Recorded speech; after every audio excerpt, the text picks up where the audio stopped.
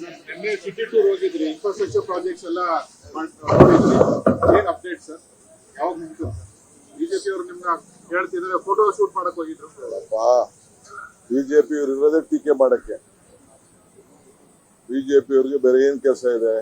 ಹಂಗಾರೆ ಹಿಂದೆ ಚೀಫ್ ಮಿನಿಸ್ಟರ್ಗಳೆಲ್ಲ ಪ್ರದರ್ಶನ ಮಾಡ್ತಾ ಇದ್ರು.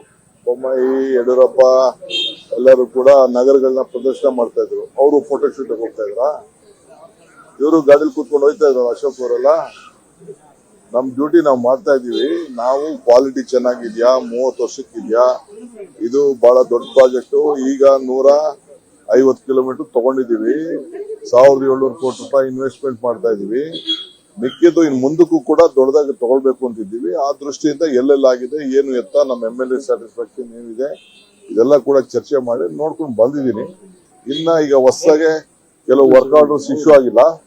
ನಾನು ವೇಟ್ ಮಾಡ್ತಾ ಇದ್ದೀನಿ. ಕೆಲವೆಲ್ಲ ಭೂಮಿ ಪೂಜೆನ ಸುಮಾರು 600-700 ಕೋಟಿ ರೂಪಾಯಿ ಭೂಮಿ ಪೂಜೆ ಕೂಡ ಈಗ ಬೆಂಗಳೂರು ನಗರದ ರೋಡ್ಸ್ಗೆ ಮಾಡ್ತಾ ಇದೀವಿ. ಟೈಮ್ ಲೈನ್ ನಲ್ಲಿ ಕೆಲಸ ಆಗ್ಬೇಕು ಅಂತ ತೀರ್ಮಾನ ಮಾಡಿದ್ವಿ. ಸರ್, ಇದು K ride project Ashwini Vaishnaw ಮೊನ್ನೆ ಪ್ರೆಸ್ ಕಾನ್ಫರೆನ್ಸ್ ಮಾಡಿದ್ರು ಬೆಂಗಳೂರಿಗೆ ಬಂದು. ಕೆಲವೊಂದು ಪ್ರಾಜೆಕ್ಟ್ಗಳು ಸರಿಯಾಗಿ ಆಗ್ತಾ ಇಲ್ಲ, ಟೆಕ್ನೋಕ್ರಾಟ್ಸ್ ಬೇಕು, ಅದಕ್ಕೆ ಸ್ಟೇಟ್ ಗವರ್ಮೆಂಟ್ ಅವರು ಸಪೋರ್ಟ್ ಮಾಡಬೇಕು, ಟೆಂಡರ್ ಫೇಲ್ ಆಗ್ತಾ ಇದೆ, ಅರ್ಬನ್ ಟ್ರಾನ್ಸ್ಪೋರ್ಟ್ ಬಗ್ಗೆ ಮಾತಾಡಿದ್ವಿ. ನೋಡೋಣ ಅವ್ರು ಏನ್ ಹೇಳಿದಾರೆ, ಇನ್ನ ನಮ್ಗೆ ಹೆಚ್ಚಿಗೆ ಮಾಹಿತಿ ಇಲ್ಲ. ನೋಡೋಣ ಅದೇನ್ ಹೇಳ್ತಾರೆ. ಏನಾದ್ರು ಒಳ್ಳೆ ಸಲಹೆ ಇದ್ರೆ ನೋಡೋಣ. ಬಟ್ ರಾಜಕಾರಣ ಇದ್ರೆ ಅದಕ್ಕೆಲ್ಲ ನಾವು ನೆಗ್ಲೆಕ್ಟ್ ಮಾಡ್ತೀವಿ. ಅನ್ನಭಾಗ್ಯದ ಅಕ್ಕಿ ಮತ್ತೆ ದುಡ್ಡು ಎರಡು ಕೂಡ ಕಳೆದ 5 ತಿಂಗಳಿಂದ ಹಾಕಿಲ್ಲ ಸರ್. ಅಕ್ಟೋಬರ್ ಇಂದ ಬಂದಿಲ್ಲ ಸರ್. ಗೃಹಲಕ್ಷ್ಮಿ ಸ್ವಲ್ಪ ಇದಾಗಿದೆ. ಹಾಕ್ತಿವಿ. 3 ತಿಂಗಳಿಂದ ಗೃಹಲಕ್ಷ್ಮಿ ಇಲ್ಲ, ಅನ್ನಭಾಗ್ಯದ ಬರ್ತದೆ. ಖಂಡಿತ ನಾವೇನ್ ಮಾತು ಕೊಟ್ಟಿವಿ ಮಾತಂತೆ ನಿಲ್ತೀವಿ.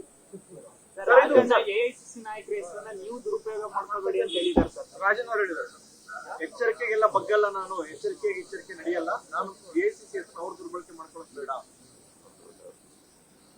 ಚರ್ಚೆ ಬೇಡ. ಈಗ ಒಂದು, ನಾನು ಕೇರಳಕ್ಕೆ ಹೋಗ್ತಾ ಇದ್ದೀನಿ. ಕೇರಳದ ನಮ್ಮ ಪಾರ್ಟಿ ಪ್ರೋಗ್ರಾಮ್ ಇದೆ.